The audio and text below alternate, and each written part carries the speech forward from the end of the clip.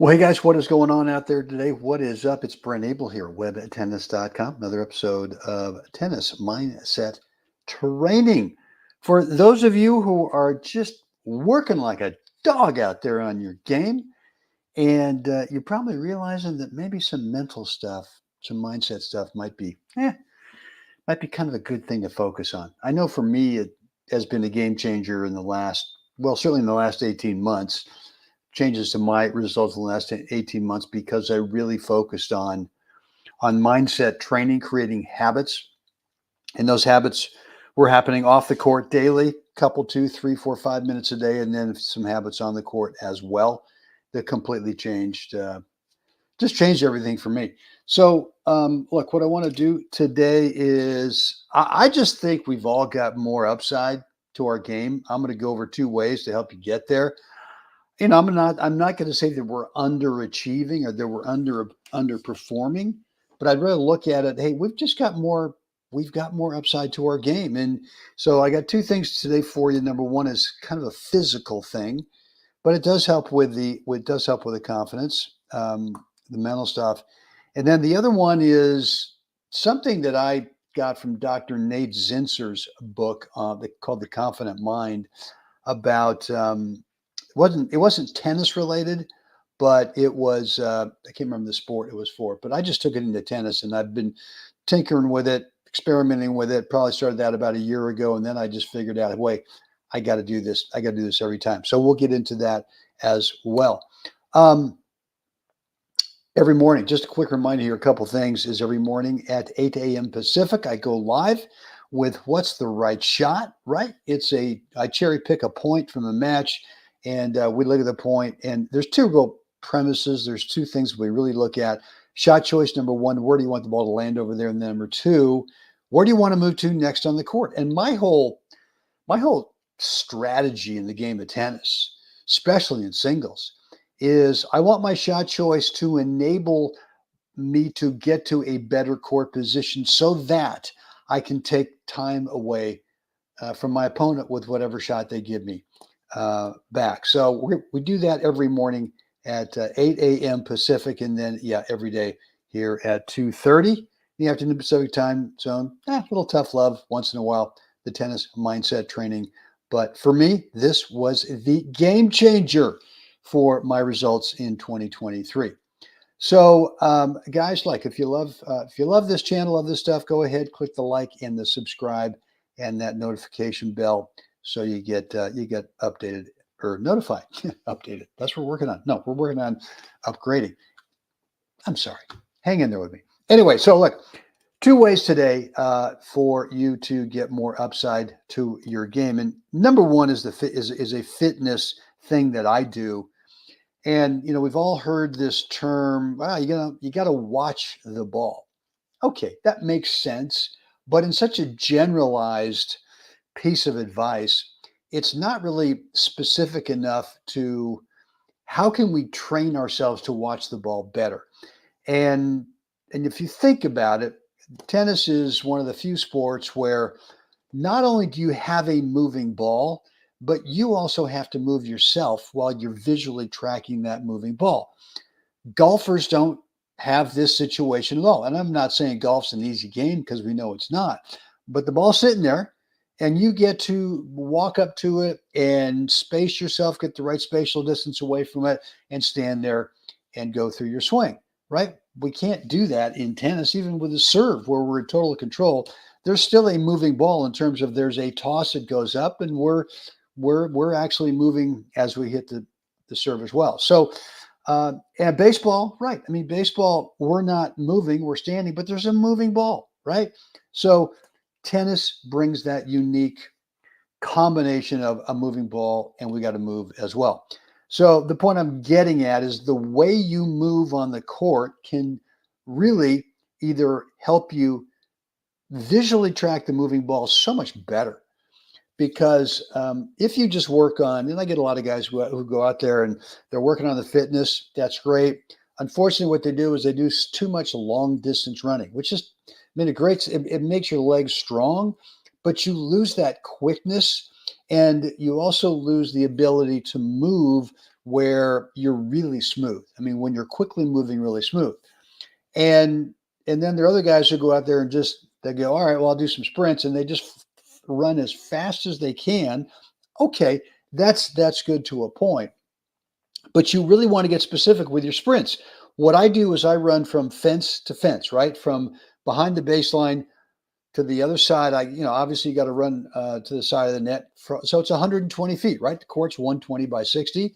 So I do sprints from one fence to the other fence. And what I do before I start the sprint is I look at that fence that I'm running towards and I find a mark on there, whether maybe it's, a water stain over there, or maybe it's some kind of a mark, or maybe it's the crosshairs of the structure of the fence. But whatever it is, when I'm sprinting, I'm visually locked on that spot, trying to keep it from jumping up and down as I'm sprinting. And look, when you walk, if you do this exercise, you'll be shocked at the fact that when you start at one fence and you find your spot over there, you visually lock on it, and then you walk towards that spot, you can keep that spot over there moves up and down a hair, a little bit. Well, then you go back to your starting fence and then you jog. Now all of a sudden it's starting to move up and down a little bit.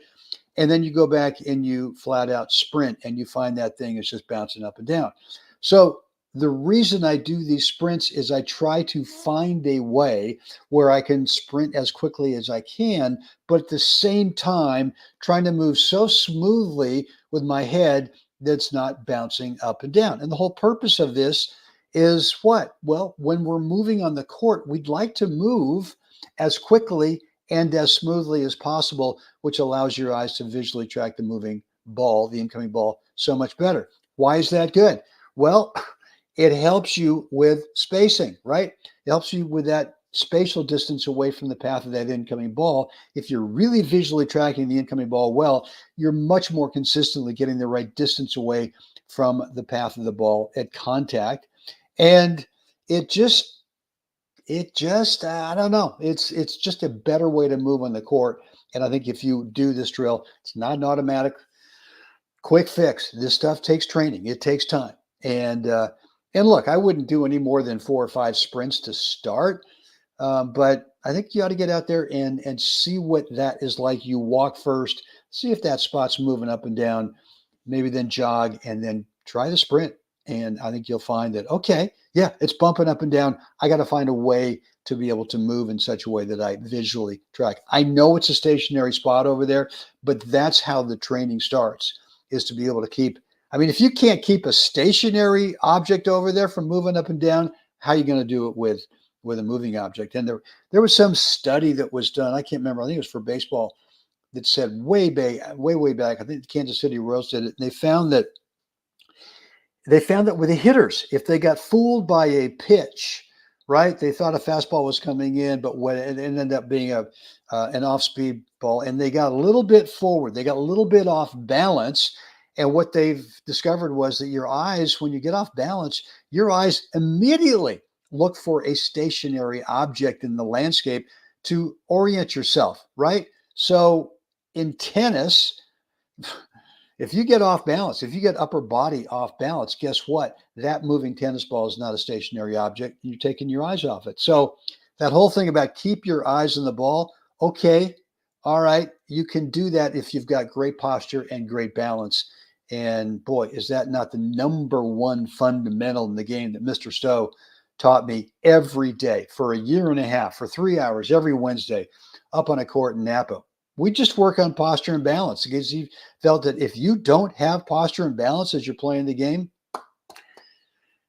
yeah, I guess you're not seeing the ball very well. It's true. So that's thing one. Thing two is with mindset. One of the big mistakes I used to make, and I even coached this for a long time, was to tell my students when they missed a shot. And the response was, okay, well, what I meant to do instead, and then rehearse the swing that you really meant to do. That's not bad. But I used to actually go and say, well, you got to kind of analyze, well, what'd you do wrong on that? Right? And they'd go through a little laundry list. Well, I did this, this, and this wrong. Okay, well, what does that do? it never was really a self-correcting, good enough way of handling missing a shot. And so another thing I got out of the Confident Mind, the book by Dr. Nate Zinsser, was look, and this again was not a tennis thing. It was a different sport, but I kind of morphed it into my own habits that I trained starting a year and a half ago, which was when I miss a shot, let me take it back. When I make a shot that I love, just absolutely, that's what I'd love to be able to repeat over and over and over again. A couple of things is I create this little video in my mind between the points, and that is, what did it feel like at contact, right? What was the kinesthetic feeling of contact? And then what was the trajectory of the flight of the ball over the net? And he just said, look, create a video of what that feels like and what it looks like, and create a little video, because you're going to inevitably, somewhere in the near future, you're going to try that shot again and you're probably going to miss it. And when you miss it, he said, just go back and rewind that video that you imprinted. Could have been the last point. It could have been a point that happened 30 minutes ago. But you've got to start habituating this skill of what I call imprinting / recall. And imprinting is where, just like I said, hit a great shot. Okay, what's the video? Rather than going crazy, bring in the emotion. Yeah, baby. Okay, that's one thing. But you haven't really done enough in terms of imprinting it in your mind so that you can recall it in the future as a little video, not as a analytical thing. Well, here's what I did right, so I'm going to recall that. No, you want to have the video. So hope that makes sense. Mark, thanks for hanging out again today. Good for you. Got some playoffs on today. I'm assuming we're a little light on the attendance live part right now because we got the Ravens and the Texans playing, and then, of course, the 49ers. Come on. The 49ers tonight. Look, born and raised in the San Francisco Bay Area, Berkeley, California, to be exact. And, grew up. Kezar Stadium, San Francisco. Love the 49ers. So, anyway, diehard Niners fan. Back then, now, and forever. Anyway, guys, that's it for me today. Look, what I want you to do is, if you love this stuff, you want to keep it going, please like, subscribe, hit that notification bell.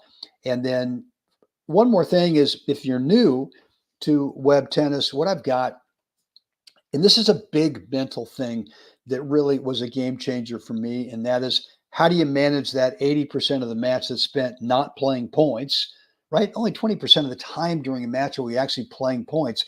The other 80% of the match, give or take a few percentage points, is spent between points and on side changes. And if you don't manage that time well, if you don't have a system, if you don't have a routine, then the clarity, the tactical focus clarity, how do you want to start the next point?